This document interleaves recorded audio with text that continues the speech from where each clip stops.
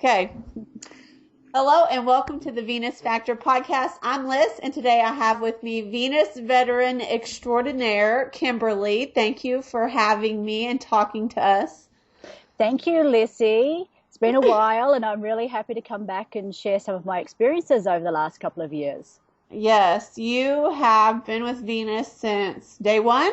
Pretty much. So, yes, I'm a veteran from the first Venus contest, which I did while living in China, of all places. So, we've got a few interesting stories and tidbits around that. I remember listening to your podcast as a newbie, and you talked about how the bug, the roach body was the thing there. Isn't that random? Yeah, that's so funny that you remember that. Yeah, they're sort of talking about these sort of like very delicate bodies with narrow shoulders and kind of maybe a little bit of a poochy belly was quite the thing, quite opposite from what we have from our Western standards, which is quite interesting. Yes. So, you were quite an anomaly there. You talked about everything you bought had to be tailored. Yeah, definitely. So I guess having a Western body makes you quite different in that particular situation, and especially one that kind of goes to the gym and does some exercise. So yeah, I had to pretty much get everything tailored because it was too tight in the shoulders, too tight in the hips, too big in the waist. Well, you have a pretty extreme hourglass ratio. I know, like, when I see your metrics, and I've told you this before, like, they floor me. You're like a perfect hourglass with a teeny tiny waist. So I'm guessing everything you buy has to be tailored, even if you buy stuff here. Yeah, we all have our individual quirks. We have those really awesome bits of our bodies and then the work bits we work on a little bit more. And I think my really big fortunate factor is that I do have a natural hourglass. So I do have a crazy small waist and naturally have pretty big shoulders. So yeah, I sort of have what I call not even an hourglass. I call it the Ming vase because it's kind of like, one of those Chinese boom kind of figures. Yeah. The Ming vase. The Ming vase. So when you first did Venus, what was your initial transformation like for those of you who don't know where you started? Absolutely. Let me answer that in a couple of ways. When I started Venus, it was the last exercise program I was going to try because I had it. I had been trying to get the body I wanted for quite a number of years, let's say 3 or 4 years, and I'd gone through trainers and I'd bought all these online programs. All of them were kind of saying 6 meals a day and eat more. And guess what? I was just getting fatter and fatter. It was awful. And I wasn't putting on insane muscle. It was fat, because I was just eating more. And I was like, this one sounds different. This program sounds different. This is the last one. And I remember with the John and the 2 Brads, I was emailing and heckling them constantly going, you've got to convince me to do this because, I'm at my threshold with you online trainers. I've never looked like this in my life. I look worse than I looked 2 or 3 years ago. This is just terrible. And, you got to love them because they spent the time with me and they convinced me in a very numeric and analytical way that this was a good thing to do. And I think for the first time, I actually heard the truth, and that is, you do have to eat less than you think you have to eat, right? And you have to lift heavier and more to your potential rather than those pink Barbie doll dumbbell weights that so many other trainers tell you how to use, because it's sort of like, well, okay, I like the idea of eating more to get skinny. That sounds really, really good. And I also don't want to look like a man, so I don't want to lift too much. This is the sort of approach I'd been on for like years on this treadmill. Yeah. And it's just getting worse and worse, and it was just awful. So I started the competition just with this fresh information, just eat a lot less. And fasting's really, really good. Skipping breakfast, which I do naturally anyway, is awesome. Instead of people saying, oh, breakfast is the most important meal. So this whole new bunch of facts and numbers and science, I'm going to give this a go, and this will be my last one, and please let it work this time. And I know I've shared my metrics with you, Lissy, and it was amazing. I was never particularly heavy to start off with. I'm a a high estrogen ectomorph, which means I tend towards the skinny fats, you know, that if I get it out of whack, that I don't get particularly large, but I get that whole wobble factor. Might look okay in clothes, but don't look good out of them. That sort of thing happens for me. So I started, I think, Venus, and I'm about just over 5'3", so about 5'3.5". I started at not a terribly heavy weight. I started at about 120 pounds, but I was up from about 110 pounds. So somehow all these other exercise programs have put on 10 pound, which I would like to think was muscle, but it just wasn't. Yeah. It was blubber. And so through that first 3 months of that contest, and it was such a wonderful and supportive community, and we were all working together, I managed to get down to about 103 pounds. So I lost about 15 to 17 during that competition. My metrics were pretty amazing. I went from a 26, 27-inch waist down to close to 23-inch waist, which is pretty big. Yeah. I still looked a bit ectomorphish and a bit skinny because we all know it takes time to build muscle, but you can start to see definition that I had never had before and definition that I really, really wanted.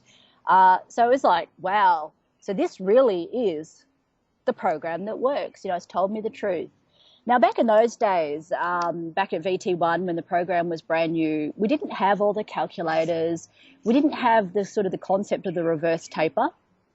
And that is, you know, so we were all like, okay, if low calories is good, then lower calories is even better.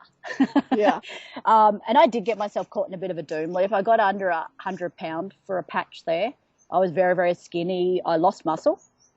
So sort of after VT1, I sort of did take a bit of a nosedive and learnt a lot about myself and learnt to be a little more cautious and not keep on dieting, but to actually taper it back up.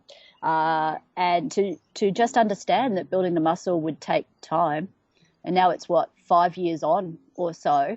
And, you know, I've put on inches and inches in the places where you want to, and I've continued to refine down the places that you want a bit leaner. So it's really worked for me. Yeah. And, you know, your weights went up, but your inches have went down and up in air, like your shoulders and hips, where it's showing you that you've put on muscle. So you've been very consistent about taking metrics and looking at comparing progress pictures, which you shared with me and I'll share on the blog post. But what are some insights that you have in when you're looking at your metrics or your pictures? Like, how do you know that you're doing things right or wrong? Absolutely. That is an excellent question. I think for me, and if I can answer this in two ways, firstly, when I know something's out of whack with me is I do take my metrics often, but it's in your waistbands. You just wear, you know, a slightly tighter pair of jeans or a slightly tighter dress and you feel it. You just know, you can just feel that it doesn't fit the way it was fitting. So for me, you know, it really is that waistband test.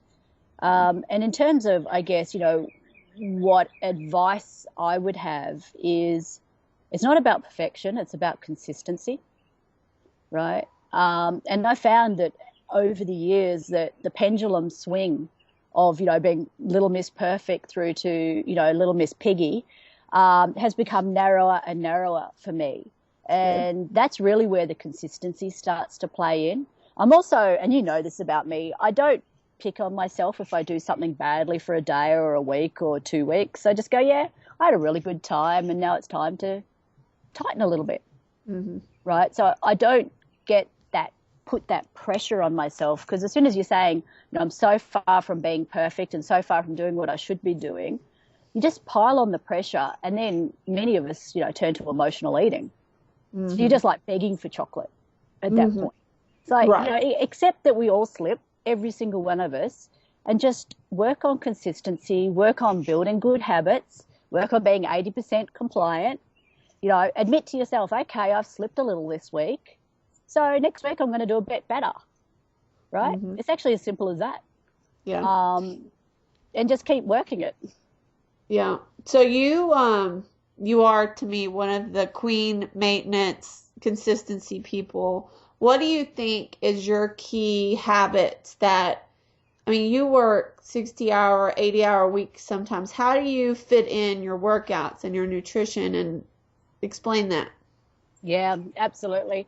So for me, I think my absolute winning strategy, and we're all different, but this one's mine, is missing breakfast. I've never liked breakfast. I've never wanted to eat it. From even a teenager, I never wanted it. My mother would, go crazy on me and try and make me eat it, and I'd try and feed it to the cat or the dog. Um, so for me, it's like that's my natural eating style. I don't wake up hungry. But if I eat breakfast, oh boy, do I eat big the rest of the day. So for me, eating breakfast is an absolute trigger, right? So that for me is my winning strategy. I know for others, that they like to have breakfast and like to trim somewhere else in their day, or, other people just like to have a couple of 24-hour fast days and then eat normally other days of the week. For me, it's about just being pretty much the same most days, but missing breakfast. So that's probably my number one winning strategy. In terms of working long hours, moving countries multiple times in the last couple of years, trying to build companies, trying to set up companies, doing all sorts of things and working terrible hours.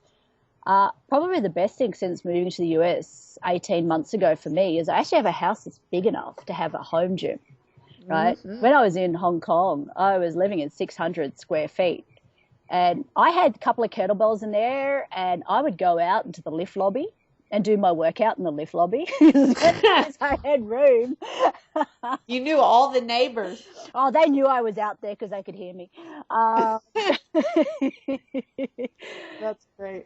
But I think for me, managing my hours and managing work and everything else is having a home gym has been really, really good for me.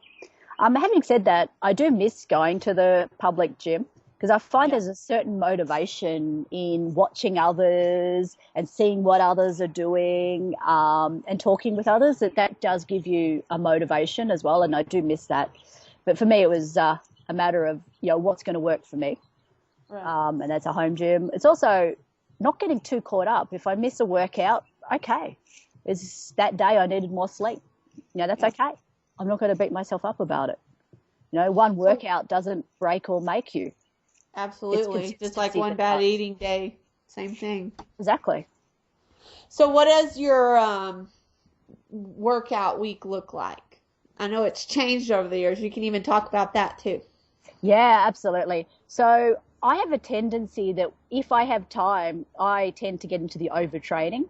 I can be one of these people who as I said with the calories, if less is good, then more is better. And I can be like that with my workouts, and I've gone through periods where I've gone 6-7 times plus a whole bunch of cardio, and I've gotten overtrained and it's really badly impacted me. So now I just work out according to how my body feels. I try and get 4 to 5 workouts in a week. I think coming to the US where everyone drives cars, I think my cardio's down a bit.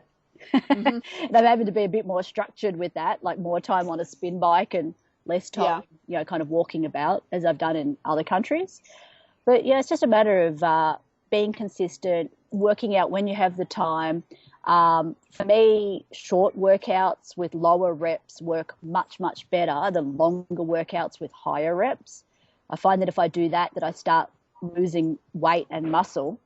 Whereas if I do the lower reps and the shorter workouts, that's when I get the big advances in my program. So it's interesting, yeah. So what does your week of nutrition look like? Absolutely.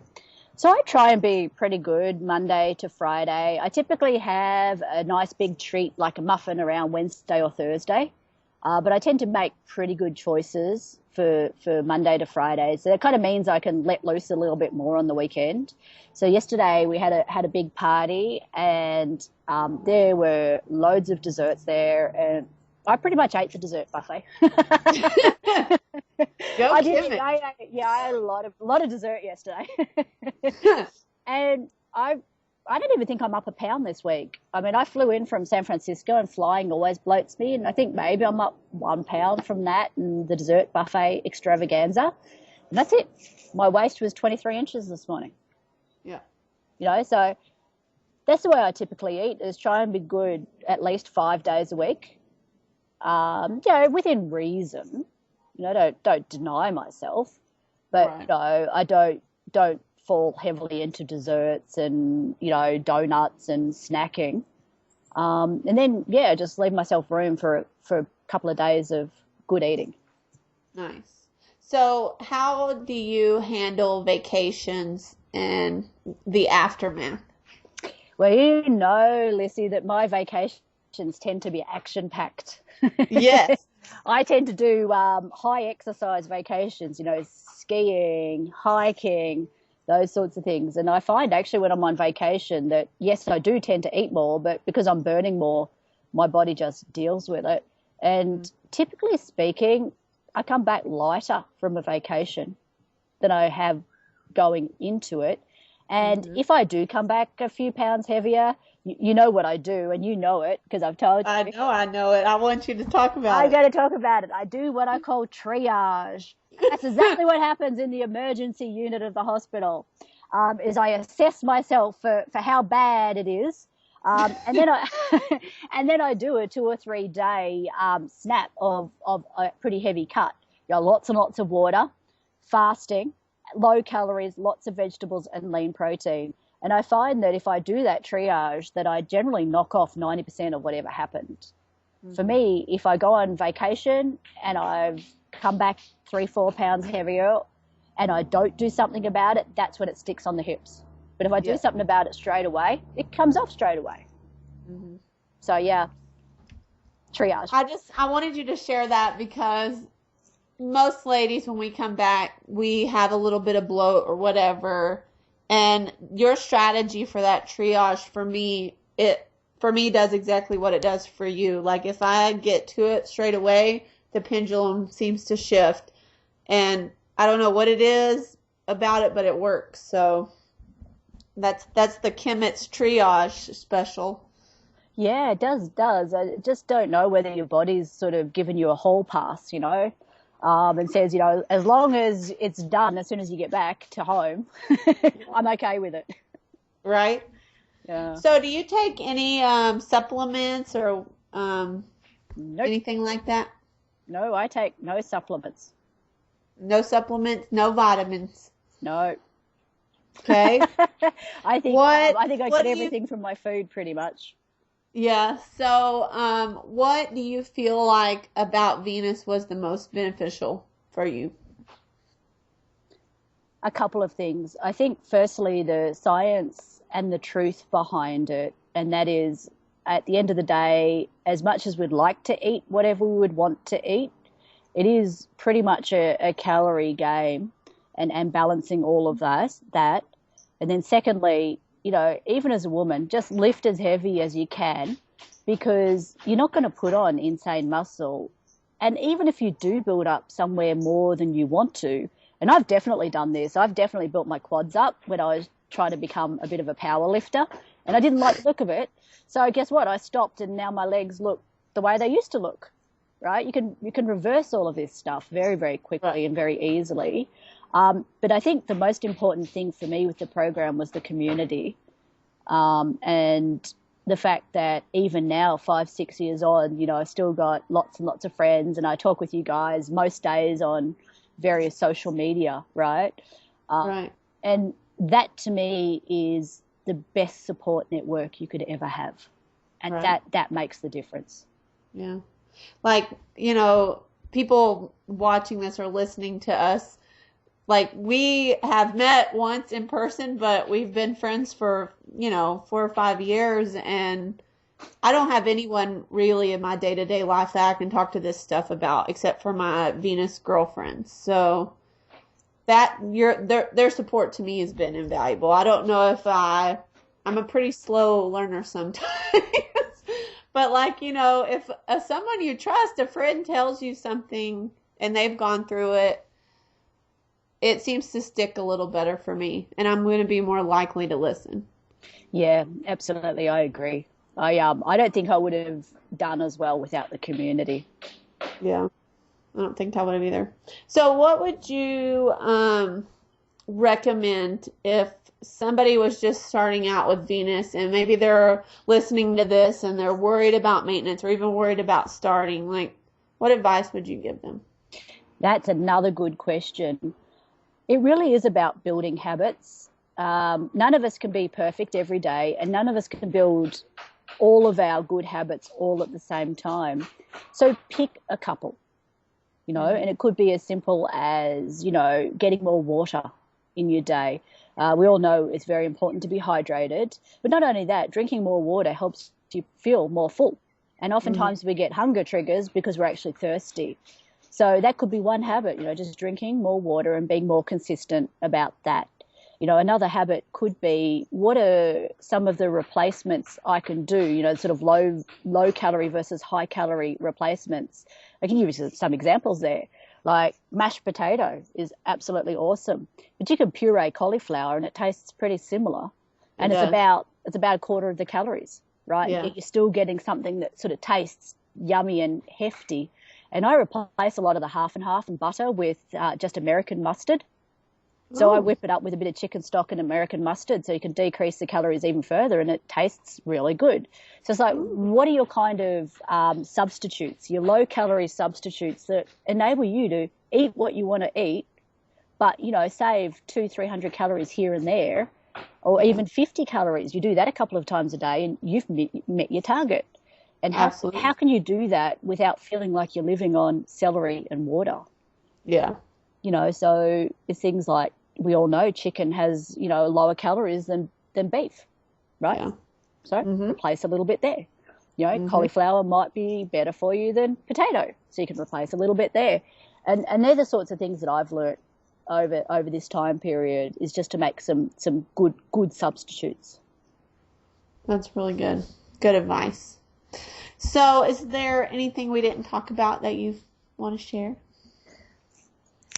Yeah, I guess the one thing I did want to share that we haven't really gotten into is that this journey, it's hard. And many people coming into it, you're facing issues. You may have health problems.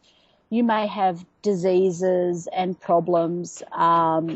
It doesn't mean that you can't succeed. And I wanted to talk, I guess, a little bit about my own health history, because it's been fairly poor and fairly. So I've had a lot of trouble over my life with my health, in and out of hospital, a lot of big problems. I currently am living with 3 autoimmune diseases, which it makes it difficult. But what I want to say to people is getting your health back in check, getting your weight down, getting your cardiovascular system up, building some more muscle mass, taking care of what you eat. It really, really helps with your health. I never have an ill day, right? I just really don't get sick. I so seldom get something like a cold. It's like maybe I had a cold in 2006. Yeah. Yeah, I so seldom get sick. I never take a day off work. I never have to. I can work 60, 70-hour weeks and get everything done. And I haven't started with the most fortunate, health out of all of this. I've had a pretty tough run in many cases. But just by getting these things in place, these building blocks in place, I've made a massive difference to myself and to my life. And I would say, and I know this sounds very dramatic, that I believe I've extended my longevity.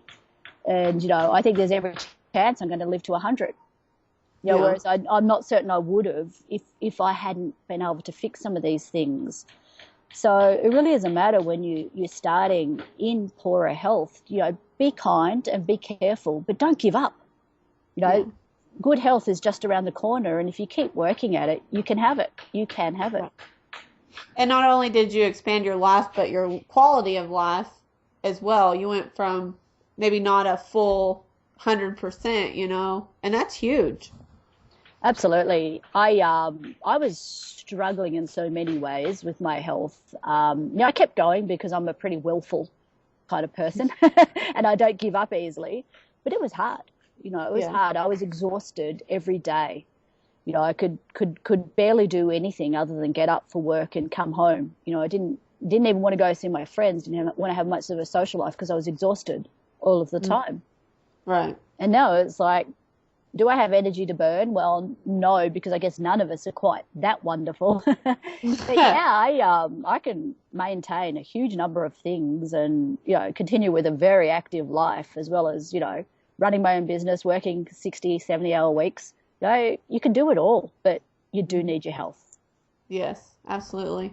And I feel like, I learned a lot from you specifically about feeling that feedback and adjusting your diet. I was never very introspective before Venus about how does what I eat make me feel. And I think you told me, like, my body's a Ferrari, so I need to feed it premium gas. And I've really taken that to heart. So I don't know if you want to share about that, but I know, like, you are very particular in how you eat, and how that affects how you feel. Yeah, definitely. So yeah, I do call myself a Ferrari. I say my body is a high performance machine, but gosh, does it need premium fuel? It's going to be broken down by the side of the road if it doesn't get premium fuel. Yeah. So I guess what that says to me and how that motivates me is that it means that I treat my body as a high class, high performance vehicle, and I don't disrespect her. Yeah. Right? I keep very mindful, but I've been in a position where I've been forced to. As I said, I've got a bunch of autoimmune diseases and a number of other things, and if I get off the path of eating mainly good food, I do get sick very, very quickly, and I lose energy very, very quickly. My thyroid stops functioning properly, and a few other things. Whereas just managing this through diet, all of my health statistics, my doctor said to me the other day, you just got to eat more butter because you're just too healthy. Okay. I'm like, okay, if it means I can eat more butter, that's good. But, so not only are all my stats in the normal range, they're way out of the normal range on the awesome range, if I can put it that way. But I am careful and I listen to my body. And if my body's saying to me, I'm feeling a bit sluggish, I'm not feeling happy, I think, what have I done in the last week? What have I eaten? What have I done? Oh, yes, I have been eating a little bit too much dessert, a little bit too much of whatever. Maybe I ought to try toning that down this week and see what happens. Yeah. So, I just keep a constant feedback loop, constantly questioning. And I think that's so important. You're like the master of that. And the things that you've shared with me, I know has been very impactful for myself personally. And I know many other ladies. So I'm glad that my lessons have been a little helpful in some way. Good. I'm glad that you're so open and you share. You've been such a treasure and a personal treasured friend also. So. Oh, thank you, Lissy. I appreciate you talking to us today. Is there anything else? I think that's probably the main one. So just, I guess, to recapture that is it's all about consistency, not being perfect. Yes. Don't get down on yourself if you slip up, because we all do. Just have a bit of a laugh and say, well, I learned something. I'll try not to do that next time. And also consider your health as one of the most important investments you can make in your life. Your body is worth it. We're all born with one of them, only one, and it's really worth it. And then finally, even if you do have some health issues, don't give up. Work with it, but keep going forward and keep moving forward, because every step you take to improve your weight, to improve your cardiovascular health and your musculature is an amazing step forward for your body and how you feel living within it. Absolutely. Very wise words. Oh, thank you. Well, that is Kimberly and her words on maintenance. So thank you for being with us today. Thank you, Lissy. And that is your Venus Factor podcast. All right.